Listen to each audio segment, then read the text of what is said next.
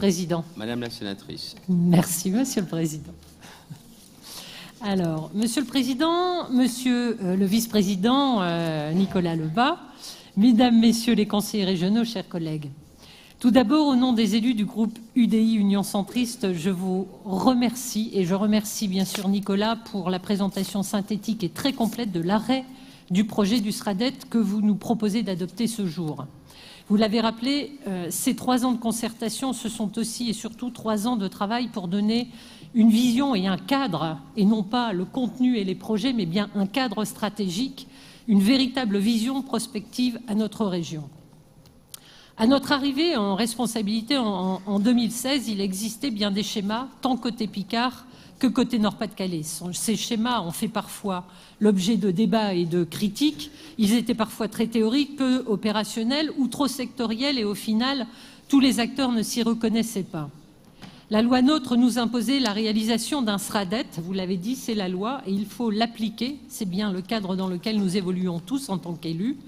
Et nous avons donc décidé de transformer cette obligation en opportunité pour notre région et ainsi de se doter d'un outil prospectif, concerté et le plus opérationnel possible. J'en profite ici pour remercier le président Xavier Bertrand d'avoir permis à Nicolas, aujourd'hui, et moi-même, quand il a fallu démarrer le travail, d'engager ce travail prospectif et d'imaginer un nouvel outil à un moment clé qui n'était pas simple, celui de la fusion de 2 régions.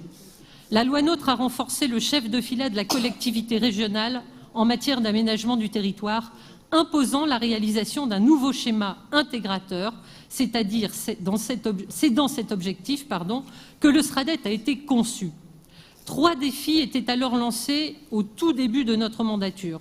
Donner du sens à un document qui balaye large au plan thématique et qui n'est pas une compilation des précédents schémas qui s'y rattachent, ni des politiques régionales précédentes. Nous ne sommes pas partis d'une feuille blanche pour nous aider dans ce travail. Le diagnostic qui nous a été déjà présenté et qui est partie prenante de ce projet, présenté ce jour, ce diagnostic nous a été très précieux. Le deuxième défi était de co-construire ce schéma avec les acteurs de notre région, acteurs très variés, aux intérêts pas nécessairement convergents. Et troisième défi, celui du calendrier contraint. Il fallait à la fois prendre le temps de la concertation, répondre aux obligations de la loi et laisser le temps aux consultations qui vont maintenant commencer et qui se poursuivront avec l'enquête publique, car ça a bien été précisé par Nicolas. Aujourd'hui, on pose un premier cadre. Il a vocation maintenant à être nourri par les contributions de ceux qui vont être amenés à le mettre en œuvre sur le terrain, évidemment, et d'une enquête publique encore plus large. Je tiens à insister sur le choix de notre collectivité régionale de mettre en place une concertation à la hauteur des enjeux.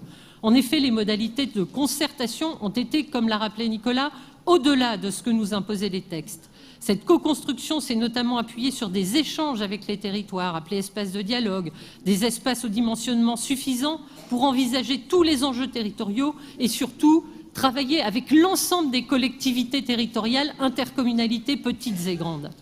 Sur la forme également, je tiens à rappeler que ce travail a été conduit directement par les services de notre collectivité régionale, sans bureau d'études. C'est un énorme travail des services. C'est quand même quelque chose d'assez significatif pour le souligner. Et là-dessus, il y a aussi eu une contribution des partenaires de la région. Je pense aux agences d'urbanisme. On a utilisé les forces de notre territoire. Au nom des élus de mon groupe, je tiens à saluer tout particulièrement ce travail, bien sûr celui de notre vice-président qui a animé tout le continuum de cela.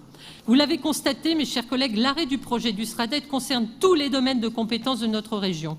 Et je sais que tous nos services ont participé activement dans un esprit positif au service du développement des Hauts-de-France. Les différents volets thématiques du projet de schéma ont évidemment mobilisé les VP de notre collectivité, dans tous les VP.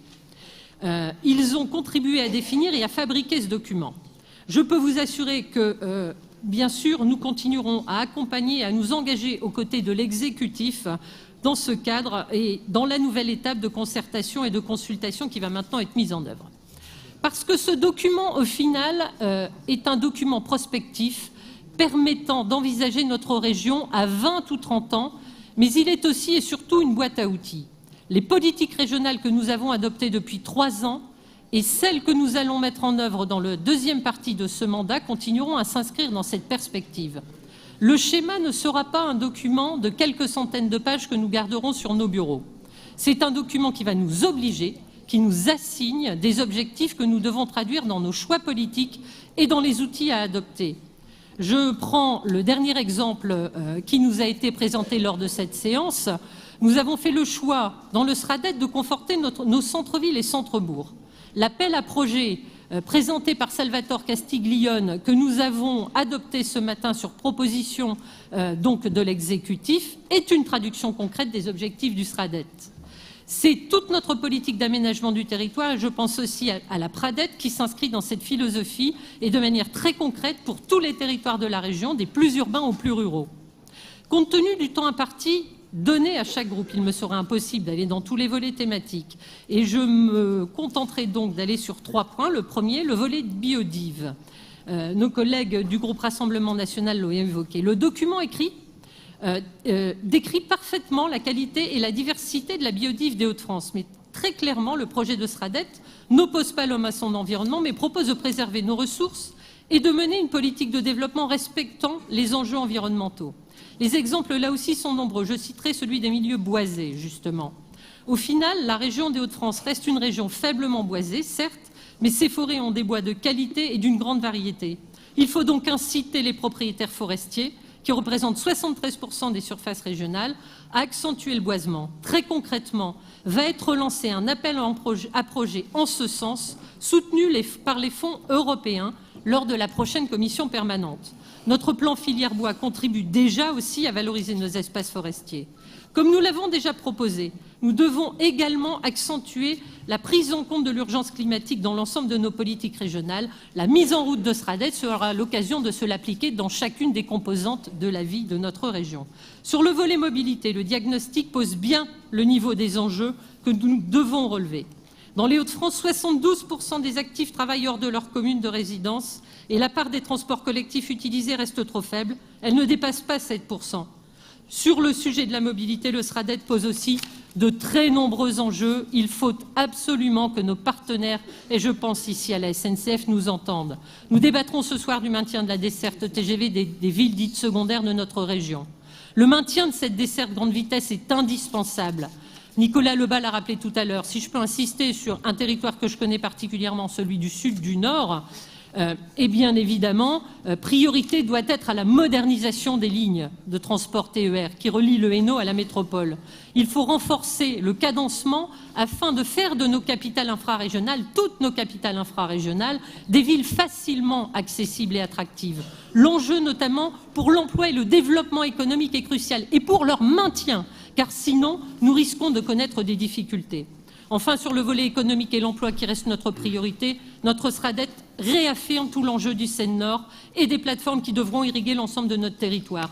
Et l'idée de sortir du compte foncier qui est imposé par le SRADET, tous les projets à enjeu d'intérêts régionaux ou stratégiques économiquement, est une nécessité qui va donner des souplesses à notre SRADET et qui est important tout en respectant la maîtrise du foncier.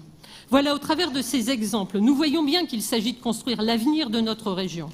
Le SRADET constitue ce premier document de nos 2 ex-régions qui sont désormais réunies pour construire un avenir commun et rassemblés dans un seul projet, une seule ambition. Vous pourrez compter, Monsieur le Président, Mesdames et Messieurs les vice-présidents, sur l'ensemble des élus de notre groupe pour vous accompagner dans cette nouvelle étape de concertation qui s'engage et devra permettre d'enrichir notre SRADET. Il faut que les territoires s'en emparent et apportent leur contribution pour que cette vision régionale, nourrie des nombreuses concertations, recueille ces enrichissements et ces remarques qui devront faire vivre et réussir la dynamique de croissance qu'il doit engager. C'est bien un outil de dynamique et non un outil qui doit interdire ou encadrer tellement qu'on ne pourra plus continuer cette dynamique. La loi NOTRe est une contrainte, mais la loi NOTRe doit être un élément qui nous permette bien au contraire de créer les conditions demain pour parler d'une seule voix et d'avoir des territoires en parfaite harmonie avec leur région. Merci Monsieur le Président, merci mes chers collègues.